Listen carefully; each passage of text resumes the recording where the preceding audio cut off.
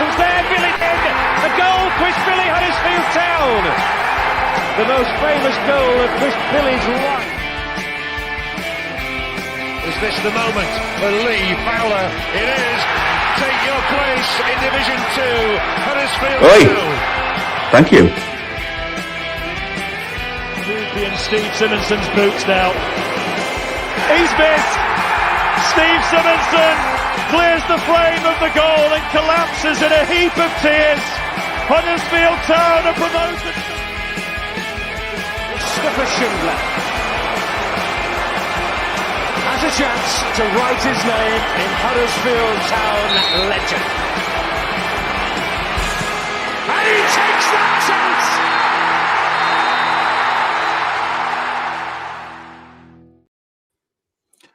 Good evening, guys. Welcome to episode 196 of the Andy Takes That Chance podcast. As you can see, there's no Matt. Matt is injured, Danny Ward style, and in true Darren Moore fashion. We don't know when he's going to be fit again. We can't talk about it. It's up to the medical team, but I think he's lurking in the background, Matt, so he's never far away. Joining us tonight, live from the good US of A, we've got Mr. Jerry Hinnan. Jerry, you were back on after Norwich, mate. Another dismal effort.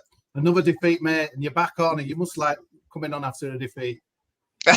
Well, apparently. But the nice thing is, yes, we were coming on after a defeat, but we've got two actual positive performances. Well, in some ways, even there were some positives from the Leicester performance. It's not as bad as it could have been. It's definitely not like coming on after the Norwich loss. Like that one, it was a struggle to find positive things to say. This one, at least, we can go back. We can talk about Blackburn. We can talk about the performance against Borough.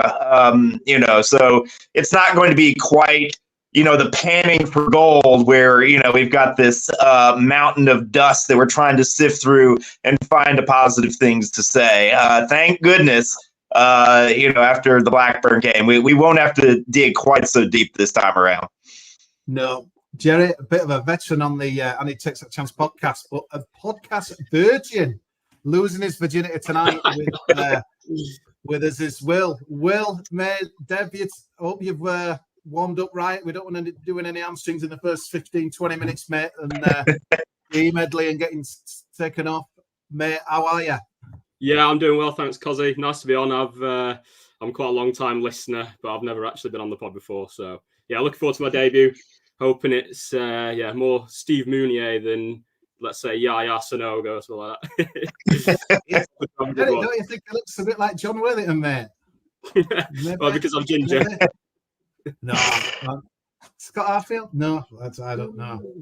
I've had Kevin De Bruyne a few times. Warm welcome. So, yeah, we're sponsored by Magic Rock Brewing. Matt normally reels off some beautiful things here about what's available there, but yeah, we know it's a great place to go and drink and that as well. They're popping up all over the place. So use code HHTTT10, 10% off Magic Rock Brewing and that as well. So it's just flashing up on the screen and that as well. So before I start, I just wanted to dedicate tonight's podcast to a guy who left us in between Christmas and New Year. And this guy is a big Sheffield Wednesday fan. So you're probably thinking, why am I dedicating this to this guy? The guy is called Steve, known to many people as Beastie. This guy was an absolute top guy. The guy used to do, Steve used to do a fanzine called, I think it was War of the Monster Trucks, a big Sheffield Wednesday fan, absolute massive character as well. But one of the nicest guys you'll ever meet. And I don't know if anyone remembers the incredible 4-4 draw with Jordan Rhodes scoring in Hildred, I think it was 97th minute or something ridiculous like that. And Steve wrote, he would just used to write some more incredible like match reports. And honestly, this was just like unbelievable. Like, I mean, some town fans might remember even reading it and that as well. I'm going to have to find it and kind of retweet it out as well. But Steve, top, and he knew a lot of town fans as well and made a lot of friends, but he was just larger than life character, loved life. And I'll never forget when Forestieri's penalty was saved by Danny Ward, and obviously Sheffield Wednesday community were in distraught, Huddersfield town fans in ecstasy. But one of the first messages I got were from Steve saying, go and win it now, go and get promoted and that as well. Just a great guy. And we formed a great friendship. Just like tweeting each other, texting each other. He really enjoyed the Huddersfield Town ride in the Premier League because Steve was a guy that liked, kind of David and Goliath stories as well. So he was a really good guy. And again, he would nice kind of return the favour for Steve. And I know he was just diagnosed with cancer just before the Sheffield Wednesday Barnsley playoff final. So it was kind of, I think there must have been someone shining down on him when obviously Windass scored that goal in the last minute of extra time. And then obviously we kept Aaron Moore in from there. And again, there's a lot of interaction between me and Steve as well. And Steve's kind of sticking up for him, but coming out with a lot of the things that a lot of town fans know now and that as well. And even up till before Christmas, we were still chatting away. And just absolutely sickening news to hear that Steve passed away, Beastie as he's known, in between Christmas and New Year. And he was that well thought of that even Sheffield Wednesday's official Twitter feed put out this beautiful tribute to him and that as well. And there's Steve like at the front of the cop, proper Wednesdayite there, the great guy. And it's hard to believe, like, I'm just like texting him, tweeting him last week about things as well. And absolutely gutting, just a top guy. And honestly, I just think there's something just shining down in that. Obviously, bad news for us, but they won the next 2 games after Steve passed. And I just think like it's just a fitting tribute. And yeah, gutted, Steve. I'm going to miss our interaction, mate. We'll never know on Darren Moore. I think a lot of town fans have cast their own vote as well, mate. But yeah, if we can both get out of the shit, mate, I'm sure we'll take it. But as you say, mate, it's only football. It's not to be taken seriously. And yeah, cancer claims another great guy. So Steve, mate, if you're watching downstairs, I'm going to miss you, buddy. So 3 games to go on, guys. Obviously, yeah, well prepared here. So I've got some notes here as well. So it feels like ages ago, I've done it this Blackburn game. And yeah, I've got, these are my notes. Blackburn 3-5-2, how shit they were. Good third top, injured 6 weeks, played uninjured, Maxwell off Chapman, Thomas fired up, XG, 28 touches in box. But yeah, we kind of unravelled the game. But what a nice surprise going in, because Jerry, obviously you did the Norwich game, and I remember I was surprised you did a pod, to be honest, guys, because it was pretty much doom and gloom. I couldn't believe it when you popped up on a pod. I just thought, and then Dave obviously was on it as well, and you just couldn't polish the turd that day, could you? We were absolutely abysmal, and I thought Norwich were there a little bit for the taking, really, but as kind of we talked about the pod, we just weren't good enough. So we knew these 2 games coming up over Christmas at home, especially, were massive, and my words, how brilliant at Blackburn were playing without a keeper that, on Boxing Day. It really helped us, and they were atrocious. But I think it's the first time, though, our on Radio Leeds after, just for a change, I like to go on now and again, but I think it's the first time we've deserved to win under Darren Moore. That's probably more out of the opposition, but I don't know where we kind of get cracking on this game, really. But I suppose let's start with the dramatic news of Maxwell going off, Jerry. What did you think? What were your initial thoughts when you're like thinking, he wasn't going to come on, and then you're thinking, Jesus Christ, we've got another great ginger like Will just about to storm on with his gloves, and everyone's hugging him, and I just thought, Jesus, is this season going wrong even more now? And he did well. When it rains, it pours. That was what I thought. We've already had how many players on the injured list going into that game? At least 10, right? Maybe 11. And now we're down. Maxwell has done a terrific job as the backup goalkeeper. He had kind of the one dodgy performance. I don't even remember who it was. Now they all kind of run together, where we were starting to talk about, well, maybe he might consider keeping the gloves on even after Nichols returns. And then, of course, he has the bad performance. But regardless of that, going down to your third choice keeper is just, it's like, how much more can we add on to Huddersfield Town's injury luck this season, and particularly at this time of the season when there's so many games one after another. You want continuity as much as you can possibly get it, and now we've got a different voice in the back. A young, inexperienced keeper trying to keep our defense organized against a Blackburn team that, obviously we all know they struggle in defense, but we know they've got some talented attackers as well. It was just kind of a big heart and, throat kind of moment where it's like, oh man. But Chapman, obviously saw out that game really well, made the huge save against Borough.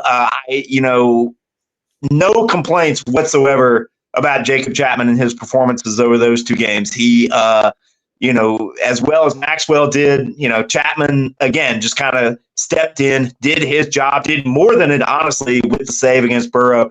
Town, it feels like, I think, whatever complaints you want to make about the rest of the squad, they have nailed the goalkeeping this season. To have Lee Nichols and as your starter, and then have Maxwell as your backup, and then apparently to have Jacob Chapman as your third stringer is a tremendous bit of squad building at that particular position. Like I said, we can and will go into the troubles elsewhere throughout the squad, but goalkeeping has not been the problem.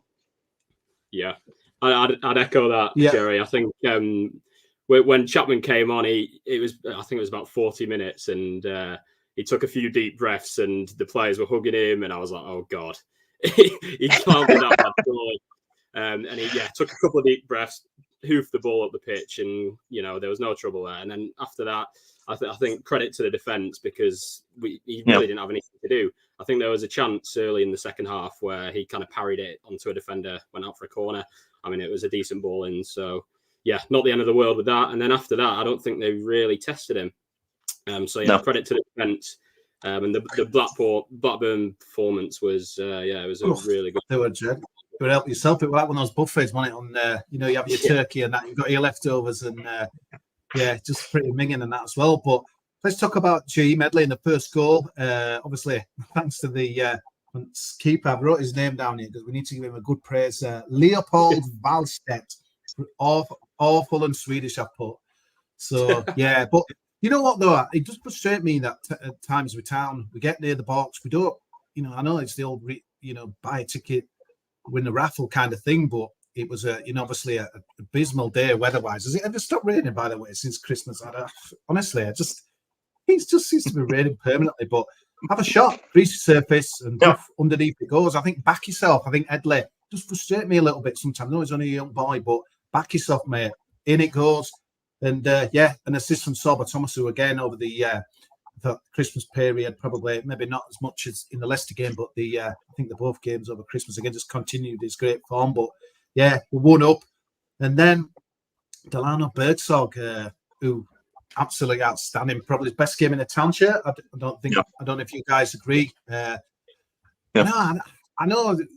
Listening to sometimes Steve and Dave's pod as well, because I'm one of the £5 payers as well, but I think there's sometimes a bit of an harsh critic on him and that as well. I think they think like we're just like bought off by some of his like flicks and tricks, and he doesn't do it enough. But I went on a bit of a rant, to be honest with you, on Radio Leeds after you was shocked to know. But like there were people saying, well, if you did that every week, blah blah blah. Mate, if you did that every week, you'd be playing for Bayern Munich, maybe Tottenham or something like that. He won't be at Huddersfield Town, so that's why he's with us. But mate, honestly, if it weren't for Delano Bergsog, we would be under that dotted line by now, in my opinion, on that as well. And I thought he was brilliant. And the one thing as well, mate, is football. It's you won't believe it. The last couple of years with some of the Joss we've watched, but you're meant to get excited. You're meant to get entertained. You want to get off your seat. You want to think, oh my God. Obviously, we'll come on to Matos later on. He sounds like another guy who gets you off your seat. But we haven't got enough of them players. So when Bergsog in that Boxing Day game were like kind of running at guys and doing flicks and tricks, I thought he's on his game here.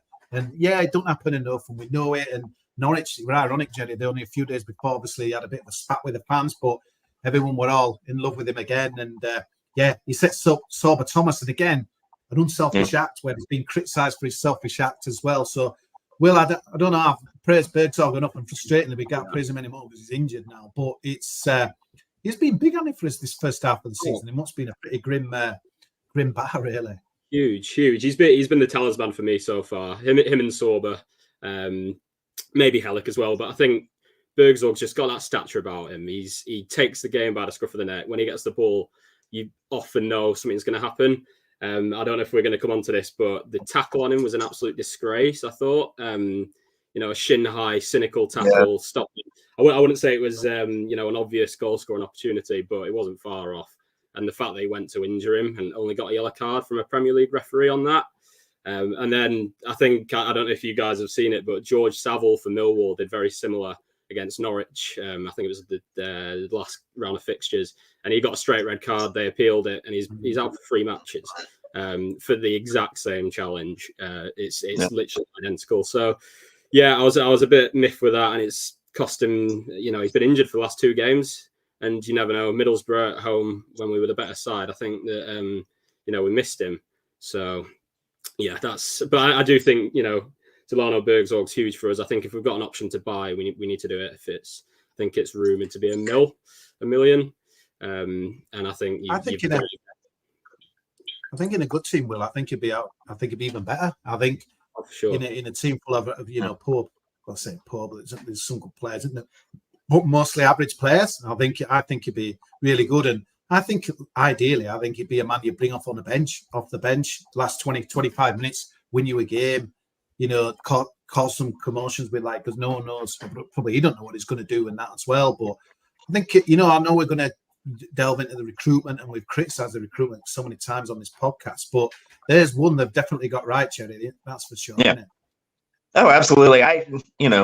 He got 2 points at least at Sunderland, basically all by himself. Just kind of picking up that loose ball that Headley brought up the field, and just kind of makes a goal out of next to nothing.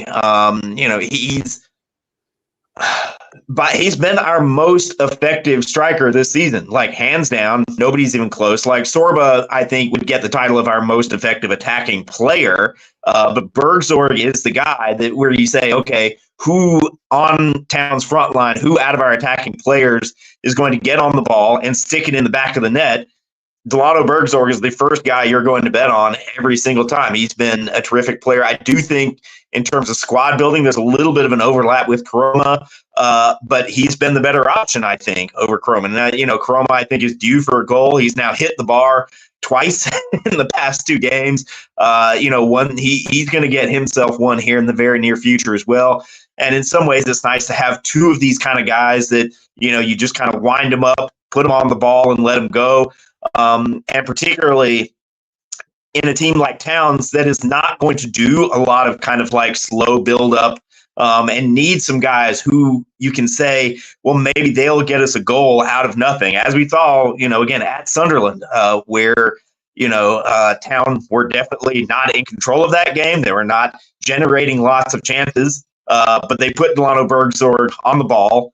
He got a goal, and they won the game and got 3 points that I think a lot the XG figures would have said they didn't even deserve the one. So, that's the kind of talent he has. That's the kind of impact that he has, particularly on this Huddersfield Town team. And I don't think that's going to be the last time we see that this season. I think there are going to be other games where Bergzorg, creates something that's not necessarily there and gets Town a result that they don't necessarily deserve. And that's something that this squad, I think, desperately needs.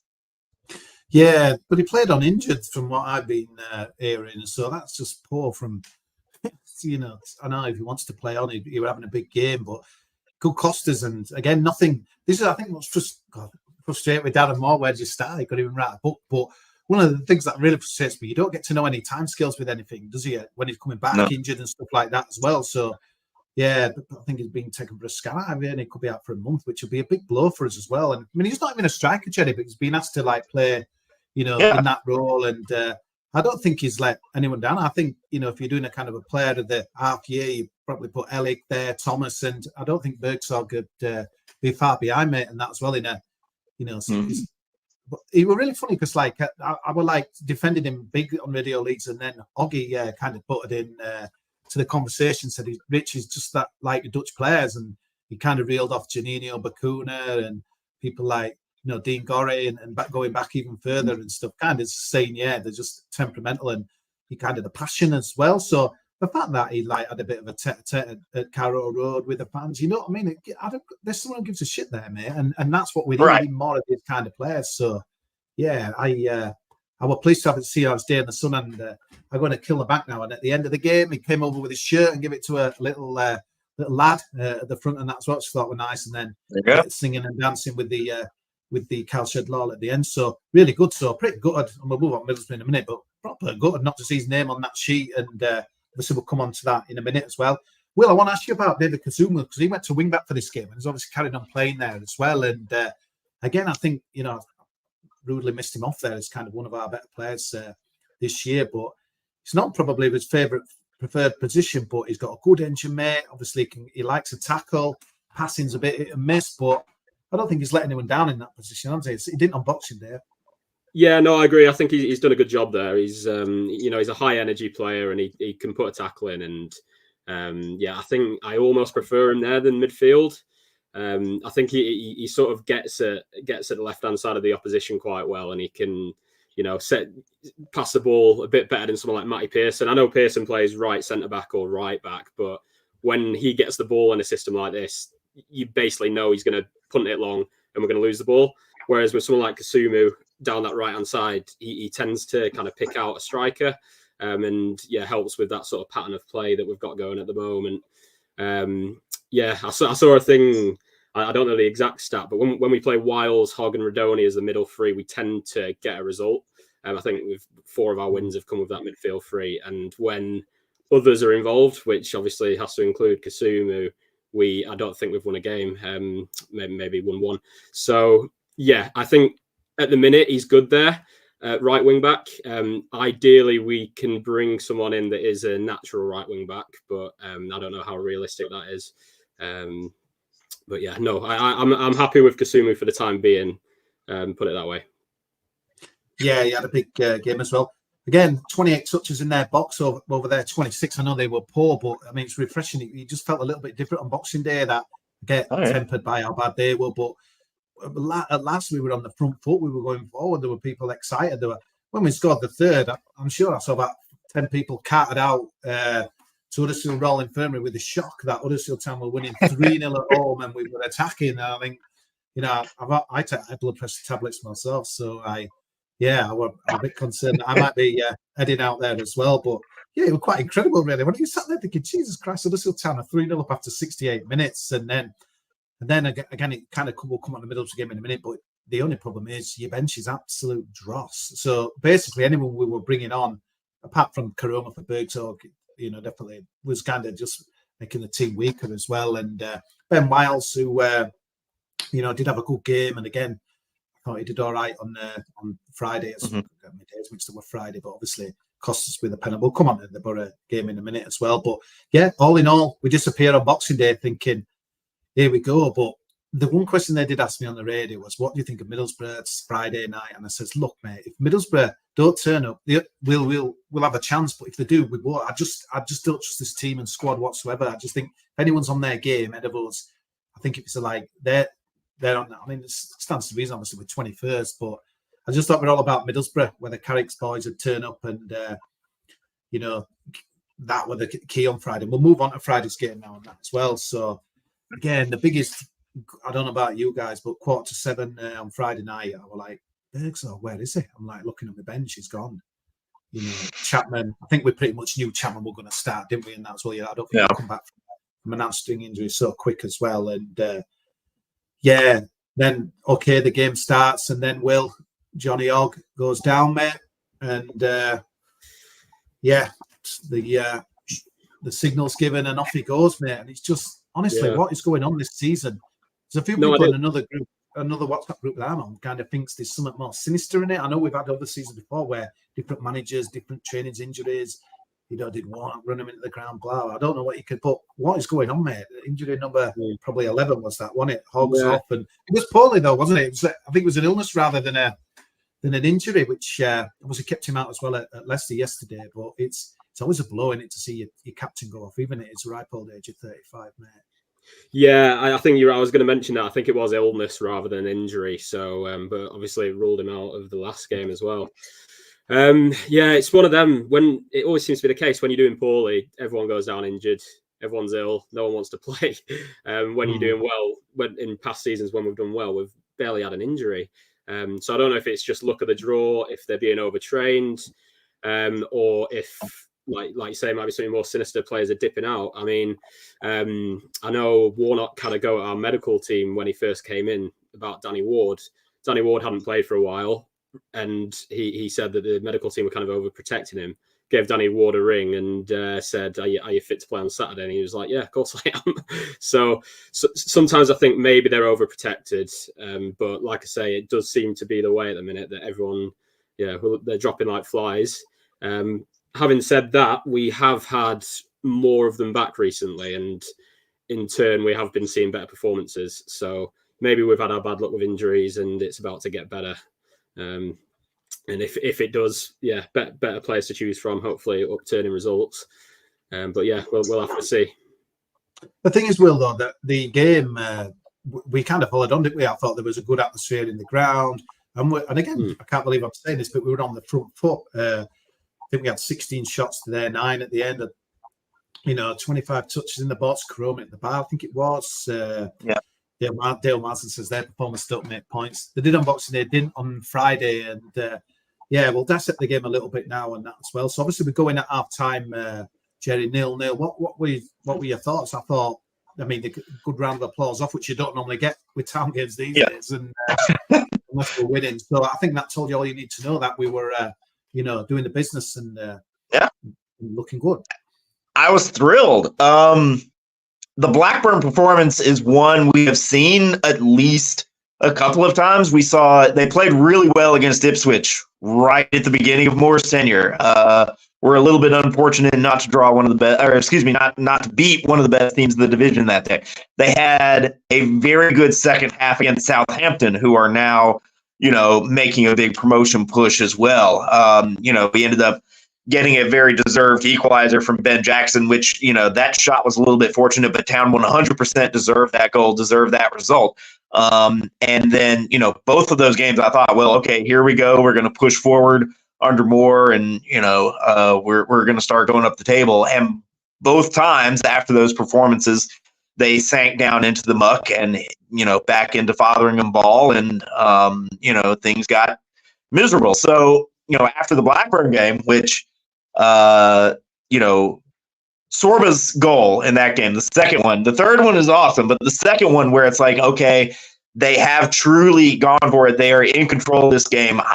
They better win. I'm fully in belief that they're going to win this game. That was the most excited I've been watching this team since Rudoni scored to beat West Brom at the beginning of the season, right? And that was early September, late August. Like, it's been a long time since I've had that kind of rush of joy watching Huddersfield Town. And it's like, okay, let's build on this. I don't want to go back to this Norwich performance or this Preston performance or these other sorry, miserable showings that we've seemed to have every time they've started to take steps forward under Darren Moore.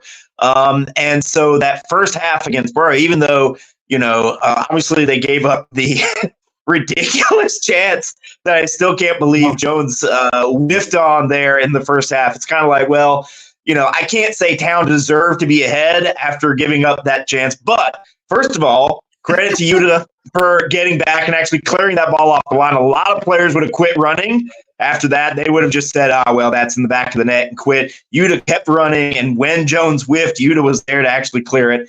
Second, Karoma did hit the bar.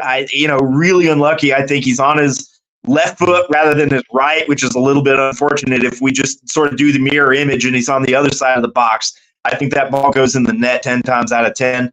But they played well. They went after Borough. They were playing a talented team at home, and they were on the front foot. Whether they were down 1-0 or tied or up, that was the performance that I wanted to see. It's like, okay, they didn't just have 45 good minutes. They didn't just have 90 good minutes. We're now on 135 good minutes, right? And that's a huge difference. Like, it really felt like, okay, they're building on something now. That, it's not just one good showing. That now we're, one good showing and a half through. It's different. It just felt like things had changed from the Norwich game. I don't understand how they changed between the Norwich game and the Blackburn game, but it felt like finally things are changing.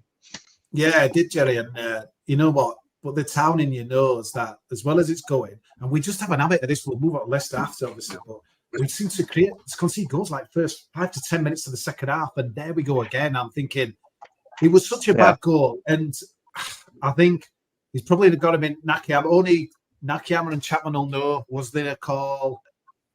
You're thinking if there was a call, then Chapman just leaves it for Nakayama. But in the end, they looked at each other, and then Josh Coburn hooks it in, and 2,400 T-siders go. It's one of those goals where I think if that Nichols back there, I think if it's a more experienced goalkeeper back there, that probably doesn't happen. Like either the keeper comes out or there's a quicker call or something like that. A decent amount of credit, I think. It was a very good pass. I forget, it may have been Howson who played the ball in. I don't remember. Coburn, it's a very tidy finish, not from an easy angle. So some credit to Burrow on that. Yeah. But I really think if we have, and this is not to have a go at Chapman at all. He's just not an experienced keeper. He just does not have the, I don't know if the word reps has crossed over into UK football vernacular, but he doesn't have the repetitions, at this level where the ball moves as quickly as it does at championship level, where you have players who can make that pass and you have to react that quickly, to get onto it. And it just felt like if we had a more experienced keeper at that moment, that goal doesn't happen. It doesn't, but when you've got Robert Lewandowski lookalike in Michael Ellick, it doesn't matter, does it? And that's right. Incredible goal that on Friday night, Will. I don't know what you thought, but he kind of went in slow motion, didn't he? He just kind of swiveled and he just stood there. He didn't even run up to celebrate. He was just like stood there like Canton RP, just like turned around and all of a sudden, I think obviously the way the Coburn goal went in, it was deflating because it was a header really from us, but Hellick gets us back 1-1 and then the crowd are pumped and Michael Hellick, what can you say, mate? Just ridiculous, isn't it? 6th goal of the season, that one. But a smart finish for a big man. Oh yeah, honestly, we should think about putting him up top because his finishing is as good as anyone in the club. Honestly, it's he's scored since as well. We'll get onto the Leicester game, but top scorer, and if we put him up top, I'd look at it and I wouldn't even be annoyed. But I think it took a deflection, didn't it? To be fair, but like you say, it was like slow motion. He hit it, so I sit in the Riverside upper, and I was kind of directly behind it, and slow motion in off the post, and from that point, I thought we had all the momentum. I thought there were only one winner, but let's get down to the big talking points. Will penalty for Huddersfield or not? Obviously not given, but I saw a replay. It is kind of elbow, should be in a soft, but in this day and age, is it one, mate? Yeah, it's one of them. I think it is purely because I think the fact that their defenders hit it onto their lad, like it's just a mess from them. If it was a shot that was like 1 yard away, we actually saw one. I think it was at Chelsea Everton or something. There was a handball and he went up like that from 2 yards away, unnatural position, penalty, VAR, and I think that would have been a penalty in the Premier League. Obviously I'm biased, and I'm sure we'll talk about the other penalty down the other end as well. But I wasn't too pleased with the referee, against Borough. No, I feel like, I'm okay, sort of like on a macro scale. I feel like, the sport is better when we don't necessarily hand out goals because balls happen to carry them into players' elbows and arms and this kind of thing. But we have to have some consistency, right? And that is called a handball in the box and counter award of the penalty all the time. And if we're going to call it like that, we need to call it like that. To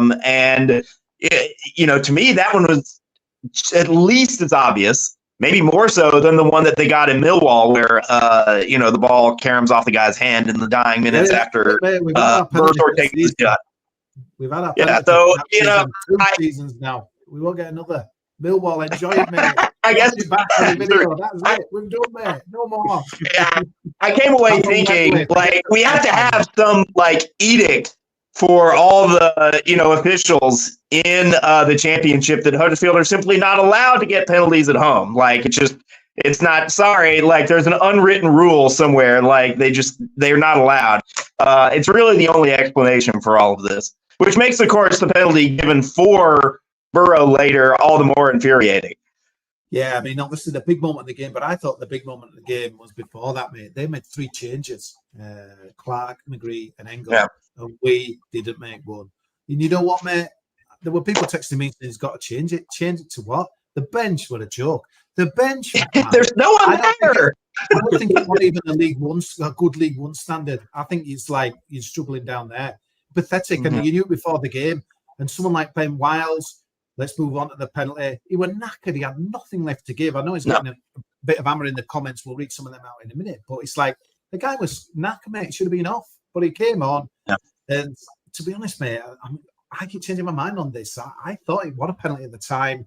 Wasn't sure looking at the replays. But I'm just one of those who just thinks, if I can see why they give it, then you know, without VAR, just see one of Spade tonight that got what a horrendous decision given, but they chalked it off. But take us to the penalty will itself, because you've got Chapman there who could make himself an absolute hero, and he did just that. Yeah, sorry, just before that, I want to say I really didn't think it was a penalty. I thought the attacker saw his opportunity. Wiles kind of pulls out. I know he Where did you sit, Will? Which stand? Where did you go? Where you sit? So I'm Riverside upper, so that was kind of directly below me, just after the dive from their left back as well.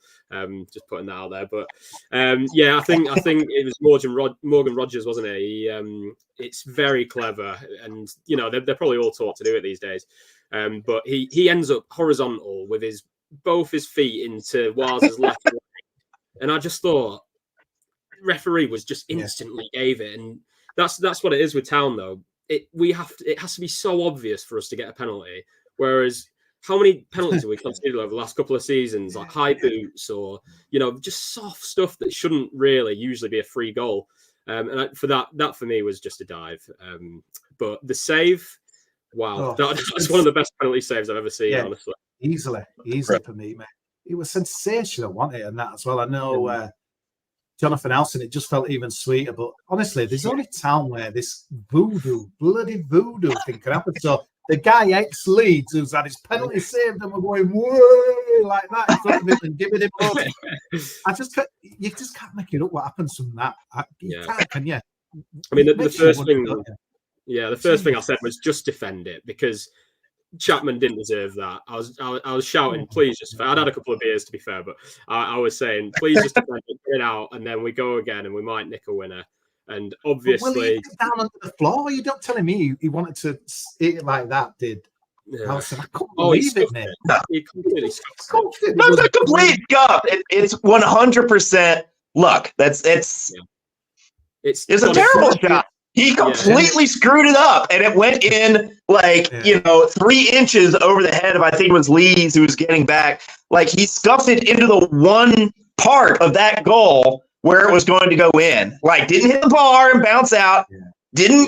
Wasn't low enough where Lees would block it. He scuffed it on the bounce into like a 6-inch by 6-inch window under the bar. It's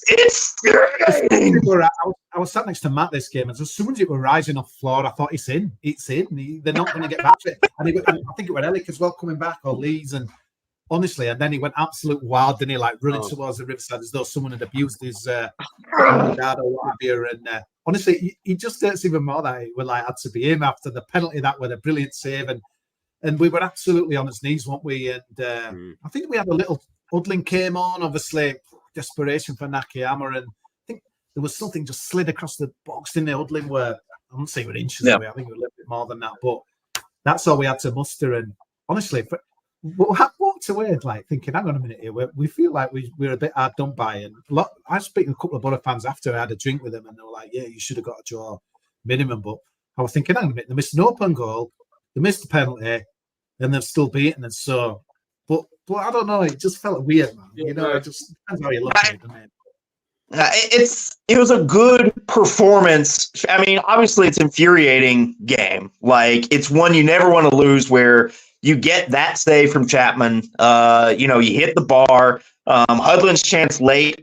It's a great ball from Sorba. We can say that at the very least. Thomas just doing his thing again. Gave Town a chance there. Hudlin clearly isn't tall enough. He was a little bit taller. He'd have gotten his toe on it.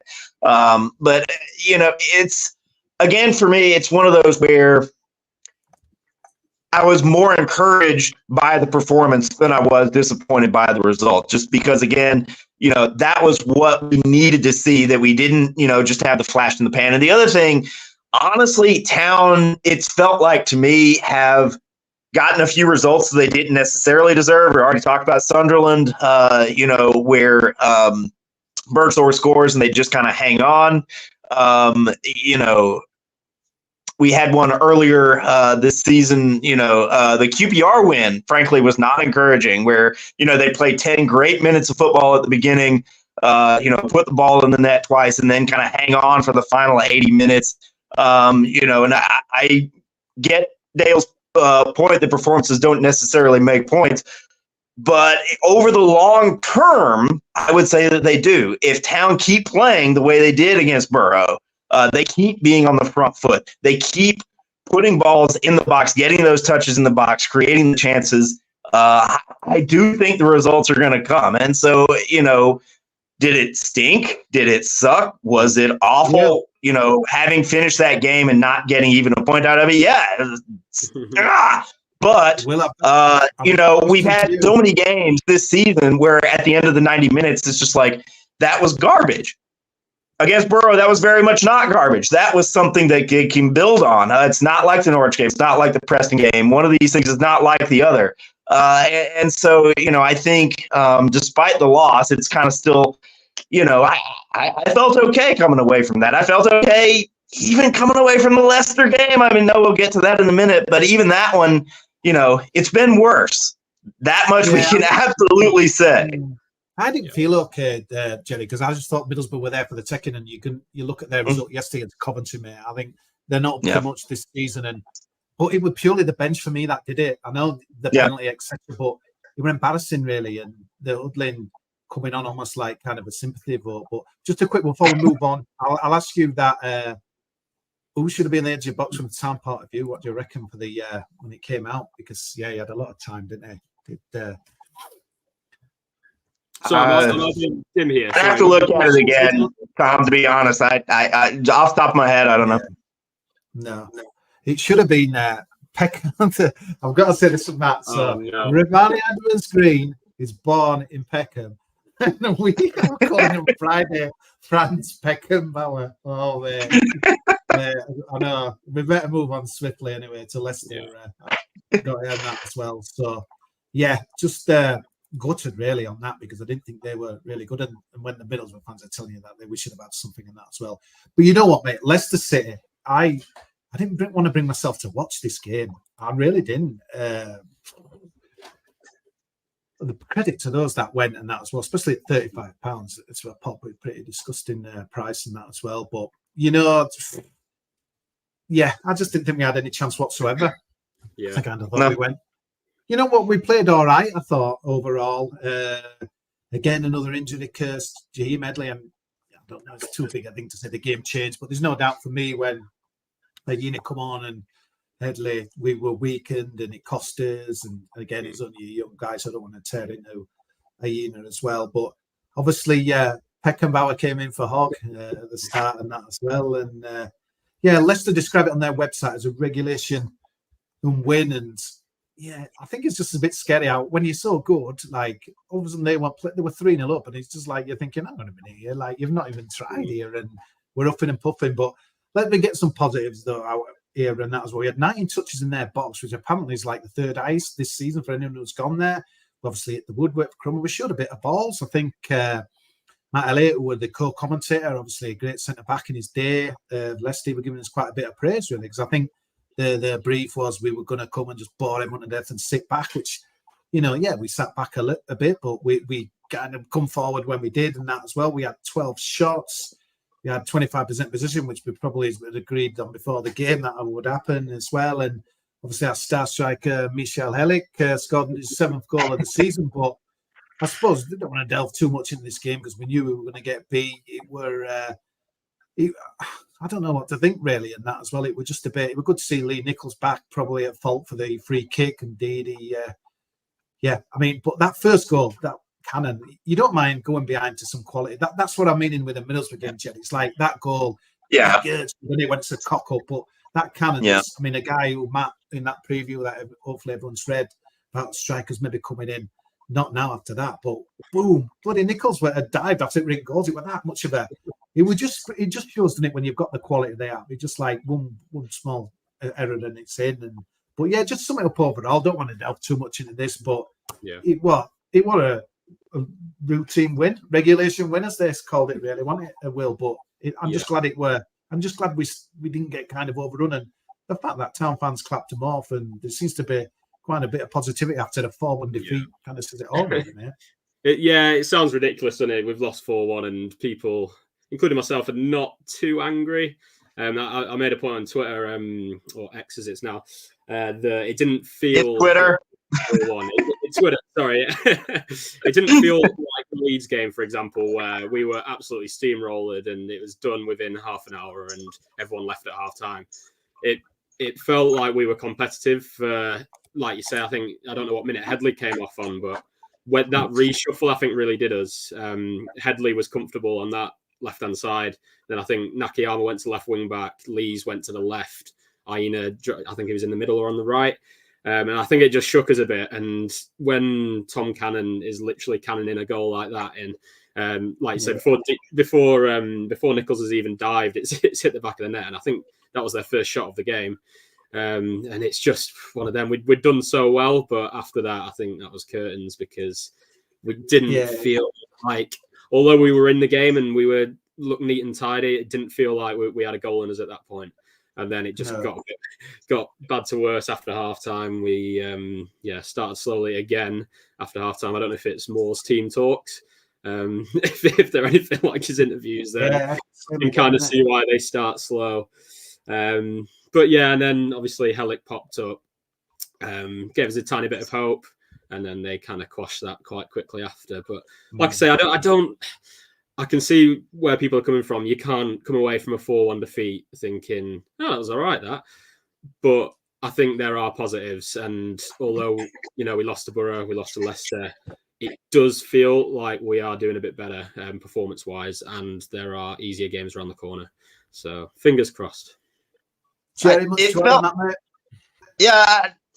was a loss when the fixture list came out, right? Like 4 games in 10 days, and then we're going away to what I think is hands down certainly the most talented team I've ever seen in this division. I don't know if you want to go out on a limb and say they're the best, but like in terms of, the degree of talent that squad can bring, like Pereira obviously had a fantastic game against Town. The previous game, he didn't get off the bench for them against Cardiff. Like, oh, well, we'll play Ricardo Pereira if we feel like it. It's just absurd, honestly. Every sort of XG analytics underlying stat you looked at said that they should never have been relegated from the Prem last season. They don't belong in this division. And so going to play them away at the end of 4 games in 10 days, where even if everybody in Town's squad was healthy, was going to be a stretch, and then instead of everybody being healthy, we've got 12 after Headley went off now on the injured list. Obviously, I think you're right. We can't say, oh, well, if Cassidy doesn't injure Headley with that challenge, which I'm not real thrilled about. It's not that the result would have been different, but it just kind of made a deep hole that much deeper. It was one of those where afterwards I'm like, well, why am I not more upset that they lost 4-1, that they were down 3-0 before they really started mounting any real chances? It was great that they held Leicester to 2 shots, in the entire first half, I think, and unfortunate that the second one of those was, a cannon blast. That, again, I agree. Nichols had no chance on that one and went in. At the same time, Town didn't have a shot on target in the first half. But, it was, again, we've seen them when they've gone down earlier in this season, just nothing happens. This time they were down 3-0. And something happened. They got the goal. They kept attacking. Karoma hit the bar. They had 1 or 2 other half chances. The really good cutback from Rudoni that just kind of got deflected just past the post. That felt different. And that's just what I kind of keep coming back to is we saw one thing over the first, 16 matches of Moore's tenure. And it feels like these last 3 matches we've seen something else. And I felt like that second half at Leicester, that team, was again something that was different from what we saw those first 16 matches under Moore. Well, guys, one guy who was there, and we like to do our away day vlogs, we've got Mr. Andy Jagger, and we're going to listen to his thoughts on the game I'm going to call it from the King Power, but is it? What's it? Yeah, it's got a Walker Stadium on it before and that as well. But yeah, let's see what Andy had to think of it. Happy New Year, everybody. It's game day. It's a trip to the King Power Stadium, and a mission impossible task awaits us there, that's for sure. Nobody's looking forward to this one, I don't think. It could be damage limitation, could be like Hull away, 11 men behind the ball, kick it as far upfield as possible and hope for the best. We'll wait and see. I'm down in the Midlands, still at the hotel. Half an hour trip from here to the King Power. Spent the last few days here after going to Villa Park on Saturday. And breakfast coming up. I think it may be the most enjoyable part of the day. The bookies have got Leicester at 6-1 on to win today. Hard to argue with that, really. The current predicament as it is, with our injuries and illnesses and complete lack of any squad depth whatsoever. It's hard to see a reason why we could go to the King Power really and get anything today. But we live in hope. Town fans are a hopeful bunch, and I don't suppose we'd be going if we didn't think something may happen. But I think it is a long shot today, considering we obviously need Johnny Hogg fit. Bergzorg needs to play. We need some outlet on the counter-attack, because it is going to be a backs-to-the-wall job today, really. It's a big ask for Jacob Chapman in goals. Baptism of fire today for him. He had a fantastic game on Friday. Backing it up for a young kid again on Monday at the home of the former Premier League champions is a tough ask for him. We arrived at the King Power Stadium, just seen the team news. Massive boost that Lee Nichols is in goal. What will help so much at the back. Subs bench, there is no subs bench, realistically. Just shows the weakness of our squad, unfortunately. And then you look at the Leicester team and the changes that they've made and the subs bench that they can still put out. It's actually quite frightening, really. But hey, we'll have a go. As long as the players give their all, then we can't ask for much more, really. Got my daughter with me, Alice. She's going to give us our score prediction. What's your score prediction, Alice? 4-0. 4-0. I presume that's to Leicester and not to Town. But there we go. We live in hope. More when the game kicks off. It's a hell of a PA system they've got here. Out come the Terriers. Let's hope for the best.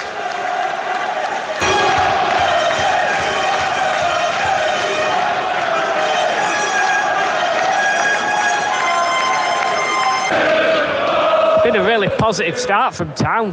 Created two really good opportunities at one end, and we've not really looked that open at the back either yet. Decent start, 9 minutes in. Take it for now, keep it going. 28 minutes in now, Town have done some really good stuff. Stopping Leicester play, they haven't really got behind us at all. Hit them on the counter-attack a few times. Headley looks dangerous down the left. Sorba and Karoma causing a few problems up top, with Jack Radoni just behind. Town are doing some nice stuff here. We're nowhere near as open as I kind of expected we might be. And forcing Leicester in to be quite sloppy, really. It was really quieting the home fans down. It's just turned into a soulless Premier League ground now. Let's hope we can keep this going. Town on the attack here. It's come to nothing. There's the first goal. Tom Cannon, I think, fired in. To be fair, it weren't really coming. Headley went off injured, and it looks like it completely knocked the stuffing out of the players.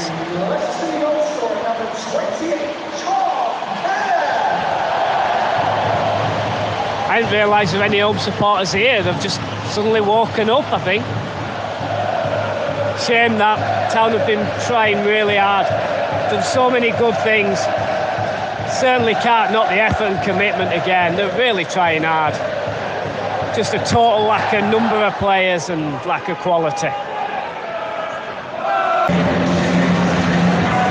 So we made it to half-time, just 1-0 down. It's a pretty basic goal when you watch it on the replay. Nice strike, struck it cleanly from the edge of the box, but it's one ball to the edge, laid off and into the bottom corner. Leicester have hardly got out of first gear, really. Then they came on strong back end. Town started to look leggy again. That's a real concern. Leicester's left to wrap this game up just after half-time with the second. This score could really bottom out a little bit as our boys' legs tire. This squad is way too thin to be playing so many games. The same players are having to do it 3 days apart. This squad is way too thin for that. That's not Darren Moore's problem. Darren Moore's not at fault for that.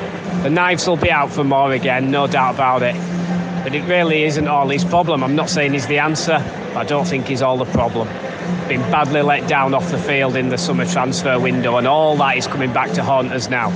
The amount of players that we need in this January transfer window now, you're looking a minimum of 5 players to keep this club in the Championship. That is a lot of players, and it's also attracting players to come here and play at the bottom of the Championship. That's a hell of a task. Easy as you like, number 2. So easy. We're in serious trouble now with this scoreline bottoming out.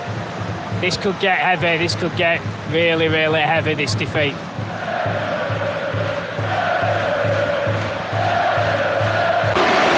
That's number 3.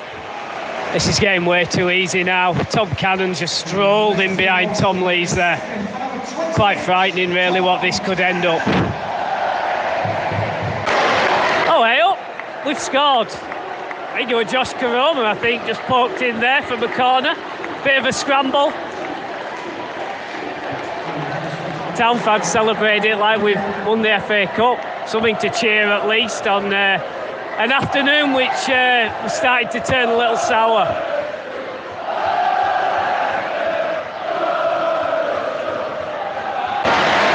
That's number 4.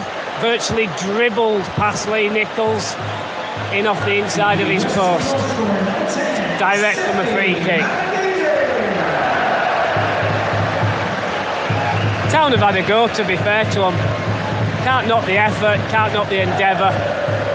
Just seriously not enough players. To be fair, it's been a decent effort from the players. They've kept the score down to a semblance of respectability. Town fans are keeping going, keeping their heads up. It's been a fair effort, just clearly not good enough to be competing with the likes of Leicester. And serious reinforcements need to come in and fast this next week to try and keep this club in the Championship. Relegation will be a disaster. Home now after the trip to Leicester. Shout out from Mikel Hellick, who scored the goal. Never stopped all game. Same with Sorba Thomas. The usual guys putting their heads above the parapet always. Good players. They just need some help now. And I'm hoping that with the owner and the board, this next month they can get their heads together and get this sorted, because they've really, really left this club high and dry with the lack of transfers in the summer. Credit to the Town fans that went today, probably about 500-600 I would have said. They never stopped singing, they tried the best to keep the players going. And we've all got to keep our heads up. It's only a trip to the Etihad next Sunday. That's one we're all going to look forward to, I'm sure. Quick shout out to Matt Shaw and all the guys at Takes That Chance podcast. Do an absolutely fantastic job. And without them, we wouldn't have anywhere near as much to listen to on the podcast. They do a fabulous job. Credit to them. Thanks, guys. Keep it going as long as you can through these tough times as well. Cheers. Thanks for having me. Awesome stuff. Well, yeah, how loud did the Town fans sound at that as well? I think obviously anyone who went yesterday was signing up for a defeat, but yeah, really good. They managed to get everything right, apart from giving Alec, scrubbing off Alec's goal, give it to Karoma. Come on, Andy. Oh, what's it been tricky? But no, really good, and we do enjoy them and where they vlogs, and it brings us nicely onto our next kind of section, really, which again Andy's touched on a lot there, and a lot of people have in the comments already as well. It's just the January. Here we go. The window's open, Jerry. Happy New Year to everyone out there as well. So I think the first talking point is something that's kind of slipped by people as well. So Yuta Nakayama's come back in, and I think he's given us something a little bit different, bringing the ball out of the back and kind of starting attacks as well, because you know, I mean, obviously we'd like Matty Pearson fit, but I think the three that was there before was difficult to kind of get anything going there. And I think he's going to be a bit of a miss, you know, in the Asia Cup. Starts, I think the group stages end on the 22nd January, the finals 11th of Feb. I mean, I don't know how strong are Japan compared to the others, so potentially you could be losing him for the massive 4 games, which we'll talk about after the kind of the transfer discussion. But it's that's a bit of a blow, that, Jerry, all of a sudden, isn't it? I know the teams, I think Leicester losing a few and others, but I won't get the violins out for them with their big squads. But that's a bit of a blow, not quite, mate, isn't it? It's terrible. Why can't everybody be like us sensible North Americans and just run your continental championships over the summer? I ask. What's really so bad about July? It would be not great regardless. But again, with Pearson hurt, with now Headley, we have no idea how long he's going to be out. Jackson, just don't know. It really could not come at a worse time. This Plymouth game that's coming up after the trip to the Etihad, for my money, that's the biggest game of the season so far. Plymouth are one of the teams that I would look at and say, it's if Sheffield Wednesday keep playing the way that they have over these festive fixtures, it's not enough to try and just keep the teams behind town. They need to try and catch up to some of the teams that are ahead of them in the table right now. And Plymouth might be the very first name, I would check off of that particular list. That game is at home. We've seen Town now hopefully have finally turn this corner. That is a game, to me, that's just really the kind of make or break game so far this season. I know there's a lot of football left to be played this season, but that one to me is a huge one. There's more huge ones coming after that, and to not have Utah at this point in time, it's a huge miss. And I think somebody already said it in the comments. It sounds crazy. I don't think anyone would pinpoint center back as being like one of Town's weak spots on the squad. I think actually that's one of the stronger points. They've got Lees, they've got Hellick, they've got Pearson. Edmonds Green can fill in there in a pinch, although we haven't seen him play there very much this season. We've got Utah, which, as you point out, is definitely our best ball player out of the back as well. I think he's done better than I would have expected playing on left wing back at times. It's a huge miss, and I do wonder going into this transfer window if they spend a little bit on another center back because of it. Yeah. Andy said that he thinks we need, I think, did he say 5 players? Maybe even, I think he said 5 players he thinks we could bring. I must admit, I were at 3 quality ones. I'm thinking 4 now. Obviously, last year, I put that tweet X now, whatever it's now, like with it. We're still haunted by the January window last year, and we got Humbo right, but the rest were a debacle. And Will, how many do we need, mate? Or is it not about numbers, it's about quality? Because, we'll come on to Alex Matos, which is going to be our first signing unveiled tomorrow, it sounds like, as well. And that seems a step in the right direction. But where are the positions, really, rather than mentioning any players, really? Where's most important for you? Well, yeah, numbers-wise, I think we're looking at a fair few. We're struggling to fill a bench, and when we are filling a bench, it's all academy lads with basically no championship experience. So numbers-wise, you could make an argument for, 5, 6, 7 players.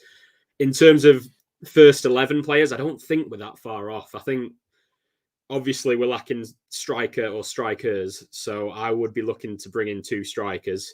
I don't think we can be relying on Ward, who's is injured all the time. Hudlin is not good enough. Harrott, has been injured. Have we got any others? I can't think of anyone else. No, Hudlin. Yeah, it's diabolical, really, that we're in this situation. I'd be. Do you know who I was thinking of? Jordan Rhodes, that's who I was thinking of. So 2 strikers need to come in for me, and they need to be quality. And I know they're expensive, but if we don't bring in a couple of strikers, then we're just going to keep on seeing this. Decent performances, as we've seen recently, and not scoring goals. Well, there's supposed to be someone coming back tomorrow from a loan spell with us, so my hope is Brody Spencer rather than Jordan Rhodes, if I'm being honest with you, mate. But why not both? Someone said to me as well, because I think Spencer had their captain's armband, I think, from Motherwell just before Christmas. So, and again, a full-back position, like someone said earlier, yeah, it's probably good. More doesn't reveal who's they're going to be fit and what have you. But, you know, Ginger Cafu, mate, he's been out for so long. Was he even that good when he played in that second year after the playoff season? I won't want to pin me ups on him as well. So it's hard to know. For me, a ball playing midfielder is essential. We've banged on about it for bloody years, mate. And I'm hoping that we can get something out. Like you said there, centre back. And yeah, let's bring him in now, Alex Matos. So this obviously, when Fabrizio Romano put something on his Twitter X page, mate, you know it's spot on. And I think John Percy in the Telegraph's confirmed it. So that's going to be announced tomorrow. Just a bit of it only just broke about 7:15, so a bit of a crash course in reading up about him. This guy sounds really exciting, to be honest with you, mate. It's a bit of a strange story. I text my friend who's a Norwich fan because he's been like through Norwich since Norwich from 11 years old, highly thought of, but didn't really get much of a go in the first team. And then all of a sudden Chelsea came sniff it. So he'd never signed. He left on a free in the summer transfer window. I said that what were going on down there, why did he ever get played by Wagner and before him and that as well? And it's all a bit of a mystery down. But yeah, one Premier League sub appearance, I think, off the 90th minute, but apparently countless championship clubs were after him.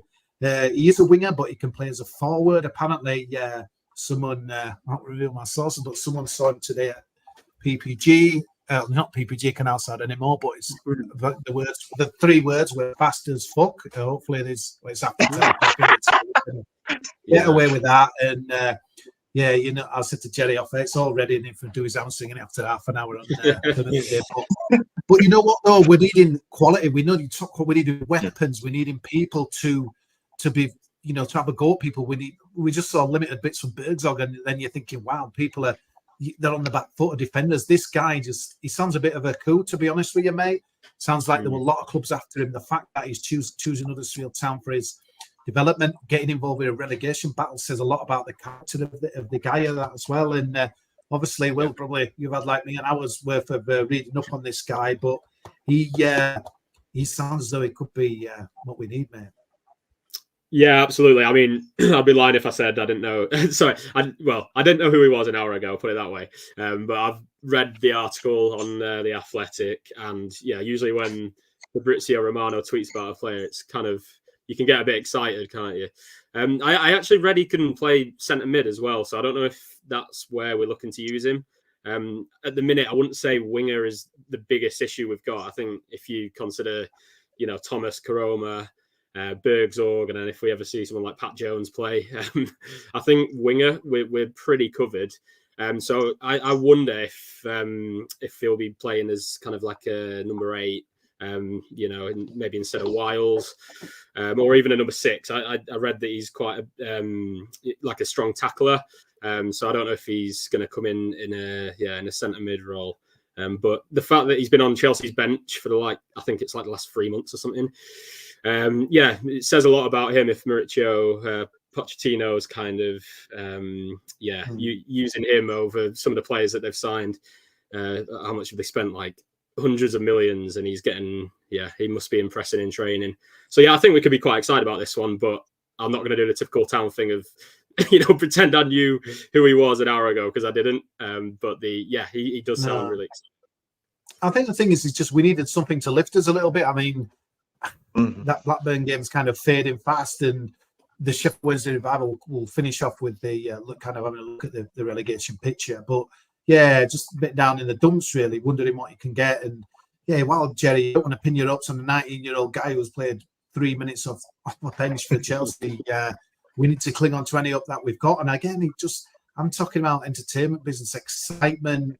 We all know that the most exciting guy to listen to. He doesn't exactly want you to make you rush down and get your tickets, and his football teams up until probably that Christmas game has been pretty dull to watch as well. So finally, it looks like we've got a guy who's we're going to be excited about. Yeah, well, not only that, he is an exciting player. What's really great, not only just about the quality that I think Matos is probably going to bring to the squad, which Town desperately need. I mean, in some ways, we talk about, oh, well, do we need this position? Do we need that position? We need every position. We're filling our bench, with, B team players, guys who have struggled to get minutes at that level. We kind of need players everywhere. Like, does Rhodes want to come back? Sure. Does Spencer want to come back? Hey, great. We've got a spot for you. It's almost like, Town obviously can't just spend money for the sake of spending money, but at the same time, we just need bodies. We just need players who can go out on the training field and practice and fill the bench and give poor Darren Moore somebody else to come off of the bench during a game who can actually change what's happening on the field as opposed to just kind of running around and hoping. So Matos was great in that regard. It's also great to see Town moving this quickly. We've talked, about this on the pod before. Matt has said, don't get our hopes up for a bunch of guys in the door on the first day. Dominoes have to fall. I get all that. But what this shows is that Town do, in fact, seem to have their ducks in a row, that we've got a coveted player who other teams, have wanted to bring in for their squads, and Town have said, no, they've gotten everything lined up, squared away. God willing, the creek don't rise. He does actually get announced tomorrow and comes in. That to me is a good sign. That Town, that's always the sense I've gotten from, the Nagel regime is that maybe they aren't moving as quickly as we'd like, but at least they have their plan. They have their organization. They are going to do things the way that they want. And where that should pay off is in a situation like this where, time is of the essence. We have to get players in the door and we have to get them in as quickly as possible. And seeing Matos come in this quickly, hopefully, is suggestive that, again, these ducks are in a row and that he's just the first. We're going to get more players in the door, not just by the end of the window, but in a relatively quick time frame so that Darren Moore can get the most out of them that he can. Quick one word, Will. Jordan Rhodes, yes or no? Oh, no for me. Okay, if we if we sign a striker or two, not even a bench man, mate. Well, no, that's what I'm going to come to. Yeah, I think if we sign a couple of strikers, then we're okay. But if we don't, definitely bring him back for the bench. I think it's better than having Hildred as an option, and he's obviously firing them in League One.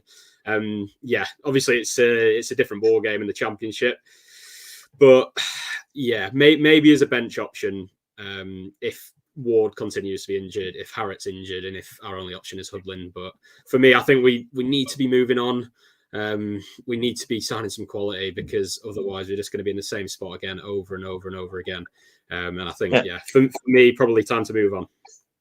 Jerry, I think it depends on a guy who scored 17 goals this season. We want to just cast him aside, mate. All right, in another division, but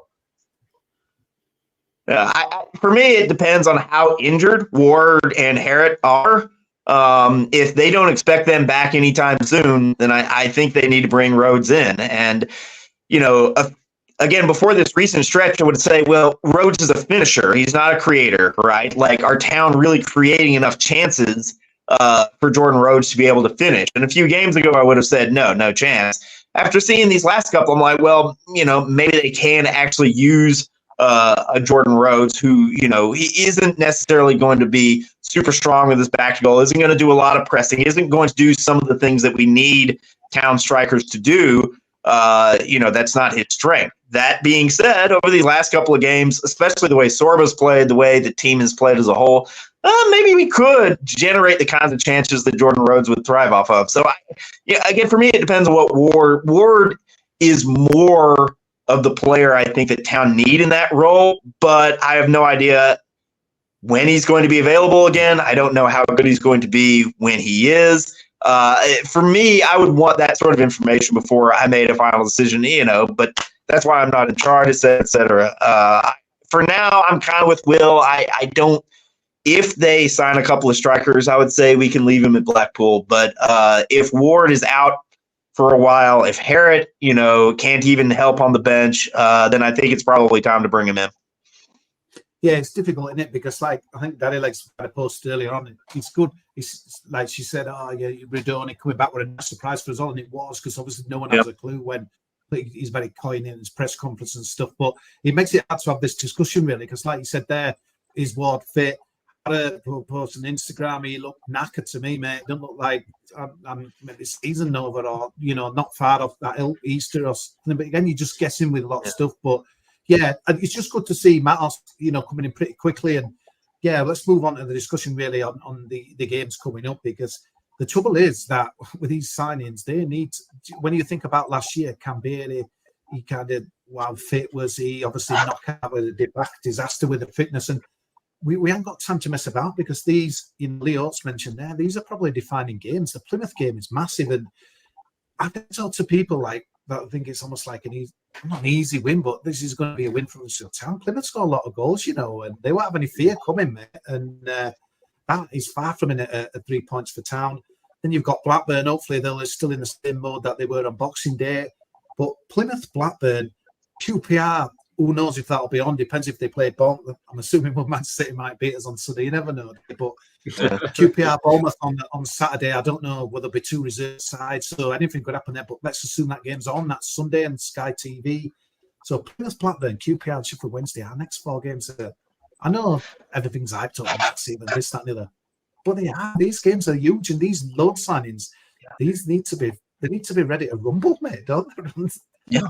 We need to get these, I don't know, closed doors. There's no time. Like, we can't bring in Florian Canberra this season. Like, we have to get guys who can make an impact, like, right now. It's unbelievable that, like, it's just like that list, you have there, Kosi. It's like, oh, well, that's a relegation 6-pointer. Oh, that's a relegation 6-pointer.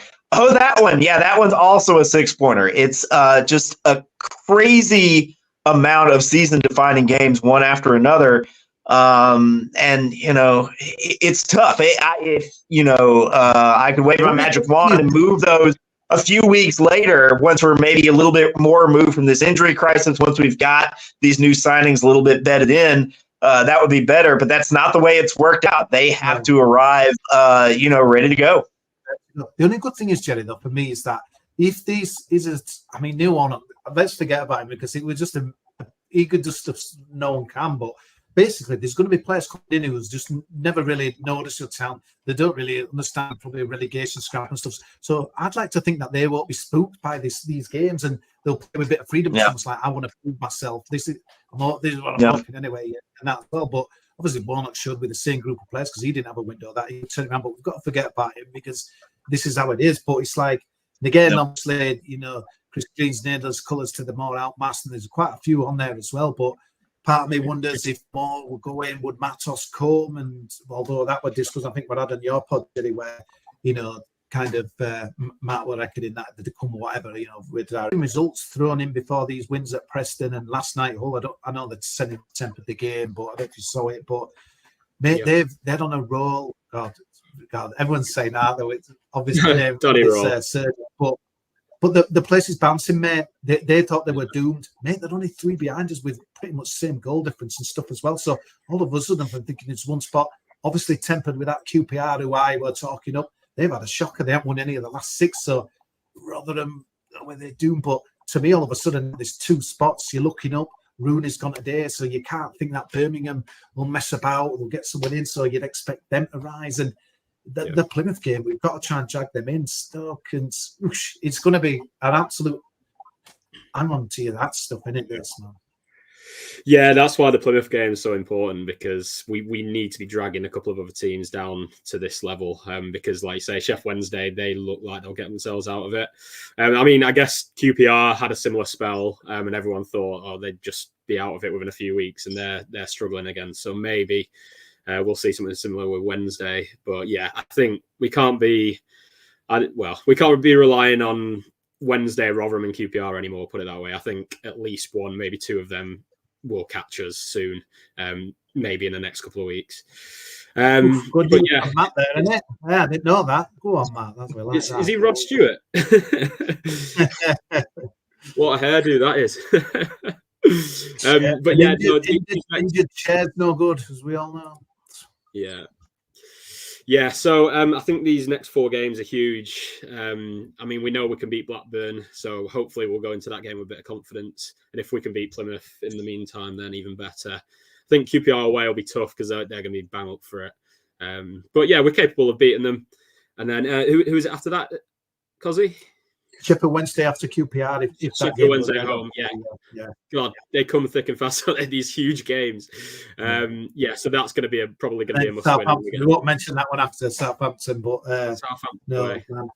Hey, what would you say to the people that are saying Wayne Rooney's gone with 2 wins in 17 or 15 or whatever it was? Darren Moore, is it 3 wins or 4 wins or whatever? What would you say to people that are saying we should be doing what Birmingham have done? Go for it, Will. Sorry, did he ask you there, Jerry? Sorry. Yeah, Jerry.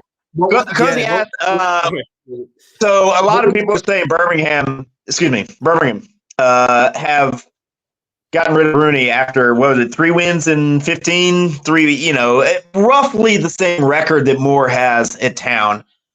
I would say Rooney took over a team that was 5th in the table when he came in. I'm not really sure why. I forget the name of the manager they had before. I think what we see both in Rooney and in Moore's situation at Huddersfield is that you don't always have the same experience with managers in different positions. Rooney did fantastic at Derby, right? Like, I don't think there's any arguing about that. Like, that they got anywhere near as close to surviving relegation that season under Rooney, I think surprised everybody. But taking over a team that's 5th in the table and actually, has some support and some talent, which, Derby did not have, in a very different situation, from what he had at Derby. And we kind of see that with Moore, where most of his managerial career has been taking over teams that have been challenging for promotion, who have been at the top of the table. Doncaster, Wednesday, not that snippet of time he had at West Brom as the interim guy, but the rest of his career has mostly been trying to get teams over the line in promotion. That's not what Huddersfield Town is attempting to accomplish this season, to say the very least.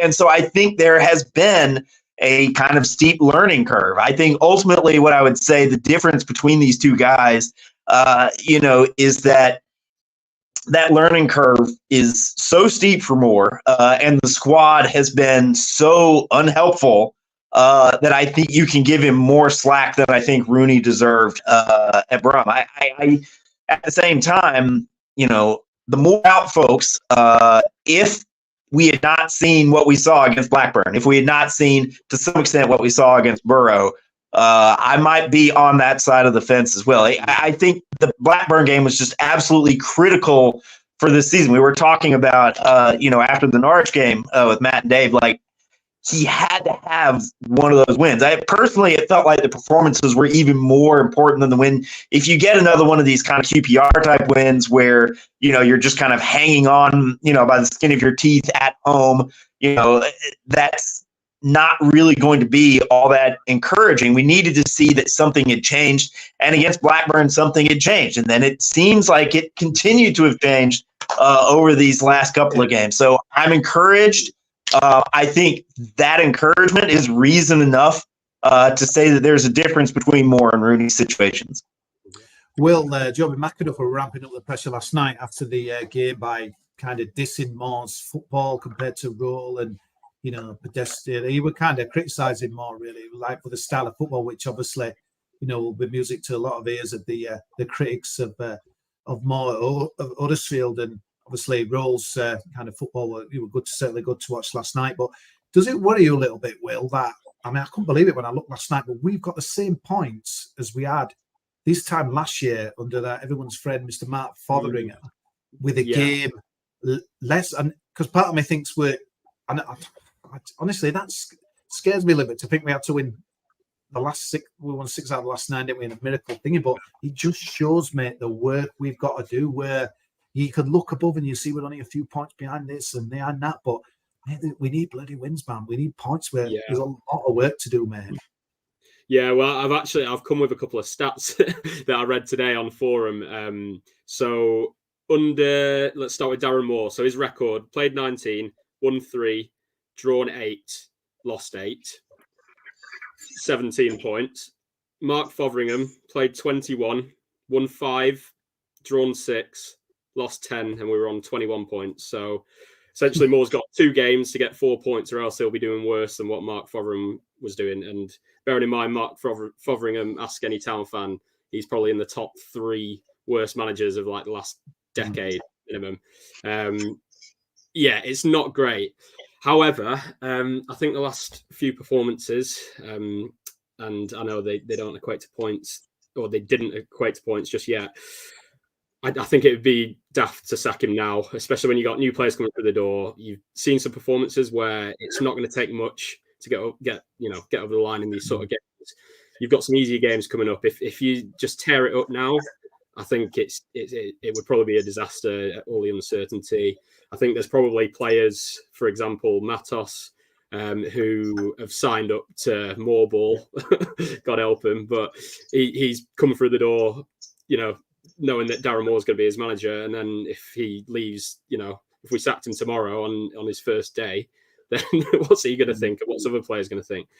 So yeah, the record's bad, but I have started to see some, I call them shoots of positivity. I think we're starting to see some decent performances, and I do think we can turn it around under Moore if we give him, the players and the tools, for want of a better word. Yeah, it's just a bit, this Manchester City game, I don't know how everyone sees it, but it's just a bit of a weird one, isn't it? Obviously, great day for people and people taking young kids and whatever to see. I wonder if Handel kind of be given a run out and stuff. Part of you thinks it'll be a young team, but it's almost for the older generations, like they'll wind it onto the Plymouth game, that's the game that matters, etc. But even in a game like that against we're playing what we don't want is a 7-0, even though it probably mean little to Plymouth. It just breeds negativity, don't it, and that as well. And I think, as disappointing as yesterday was and the Middlesbrough one, I think, I'm not saying people have nailed the cuts to mast like Chris Green and a few others. It's like more out. I know people just won't have him. But I think people can see it's been a little bit better. So I wouldn't really want to get smashed on Sunday, but yeah, I think the main thing is out off the pitch really for me in the next week or 10 days. So let's hope we can get a few people with Matos in and kind of.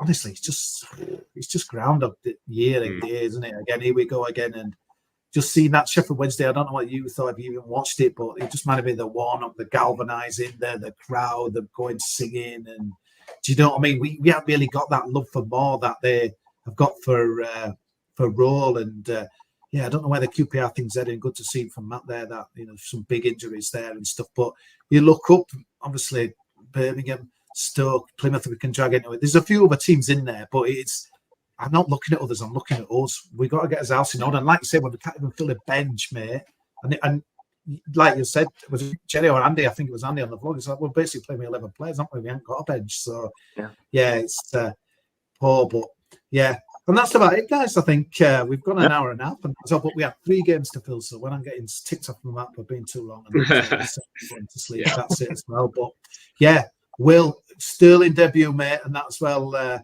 Bit of a key now at the minute off the bench, mate, and after his debut anyway.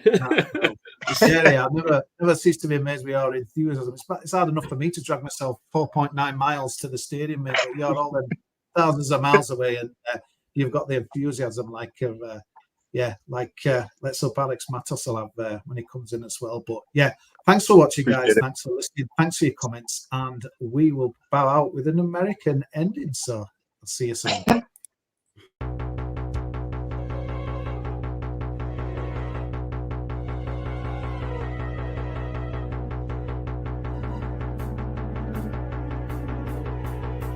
Looking down the dirty old window, down below on Bradley Mills Road, the cars rush around. I'm packing my things and I'll leave the ground. Thursday morning everyone's reading that it's time for a Huddersfield ownership turnaround. I no longer own Huddersfield Town. Americans are with you. Of the town. What may continue. Huddersfield Town America. Huddersfield Town America. Everybody the acts know on Huddersfield. well down. Na na na na na na na. Na na na na na na. Hey!